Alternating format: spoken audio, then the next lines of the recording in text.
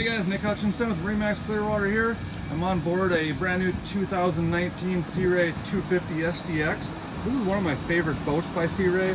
It's got a convertible rear platform here that you can slide forward and double the space on your rear platform. Right now it's moved all the way back and you still have that much space. This one also comes equipped with the optional 250 Mercury Dorado. Plenty of power to get your skiers up or just get you out to that sandbar quickly. A lot of storage in the floor, reversible sun loungers. You've got a table mount right there for your rear cockpit. Up at the helm, we've got all the top-notch electronics between the fusion radio and the Simrad integrated chart plotter and engine management system. With this being a side console as well, instead of a dual console boat, you've got an extra large head and storage area here that I want to show you real quick. Your stand-up height is about 5 feet in there, and it goes all the way back to both sides and up front with storage in the floor as well.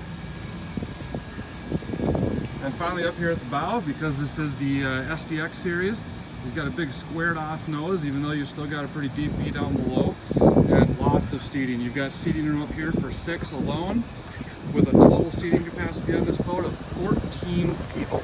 Bring all your friends and family for a great day on the water.